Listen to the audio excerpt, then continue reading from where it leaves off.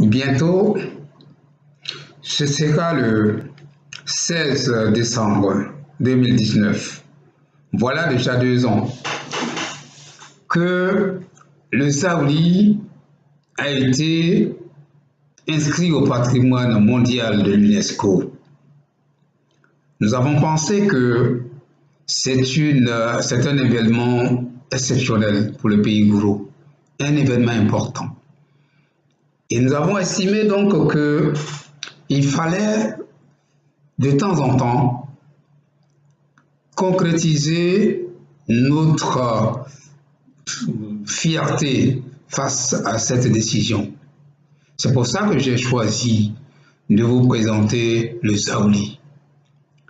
D'abord, comment est né le Saouli? Pourquoi l'appelle-t-on le Saouli? Ce sera la première phase. Ensuite, nous allons voir le Saouli sur scène. Quels sont les instruments qui accompagnent le Saouli? Quels sont les gestuels du Saouli qu'on peut admirer? Et quel est l'environnement? Toutes ces personnes qui chantent, qui dansent, qui gesticulent. Pourquoi tout cela? Chaque événement dans la prestation du Saouli a un sens. Et je pense qu'il est important pour ceux qui regardent cette danse avec amour, qu'il est important pour eux de comprendre. Eh bien, le Saouli est né à partir d'un fait anodin. Un village qu'on appelle Rabi Seifla dans la sous-préfecture de Goïtafla, qui est aujourd'hui d'ailleurs un quartier de Goïtafla.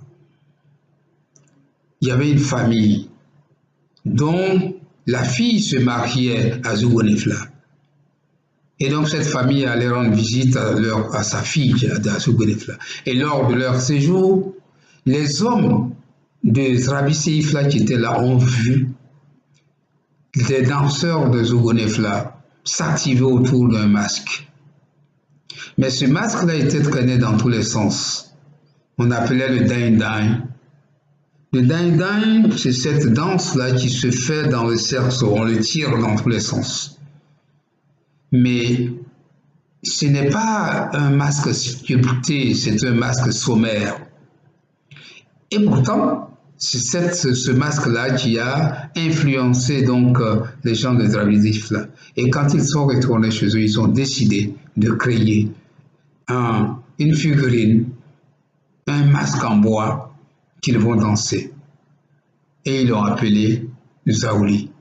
Mais parce que à Dravidifla, les gens qui dansaient, qui accompagnaient le dain-dain se roulaient au sol. Ils étaient habillés de guenilles, de vieux sacs. Et je pense que c'est ce qui a insufflé cette appellation de Saouli. Saouli s'est constitué de 2 syllabes. Za qui veut dire la concurrence et Ouli qui veut dire délabré. Donc c'est une concurrence dans une tenue délabrée. Et à cela, ils ont ajouté en disant que Djelalou, Saouli est la fille de Djela. Parce que quand vous regardez les accoutrements de Djela, c'est exactement ce qui a été attribué au Saouli. C'est-à-dire le masque, c'est-à-dire la jupette au rein, c'est-à-dire la jupette au pied et les jupettes au poignet. C'est exactement ce qu'on a avec le djella. Le djella, c'est un masque carnassier qui est...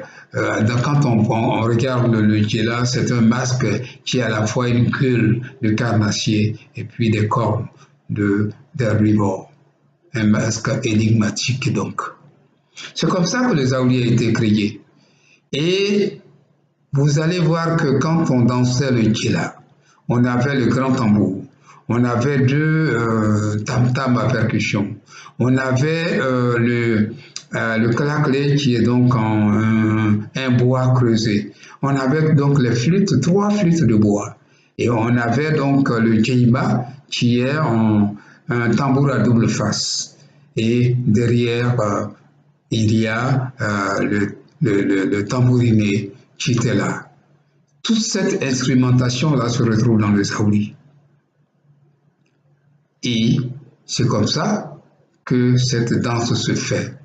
Le grand tambour, les deux tam-tams, là, le tambouriné, le bois creusé et puis le tambour à double face. C'est ça l'instrumentation du saouli.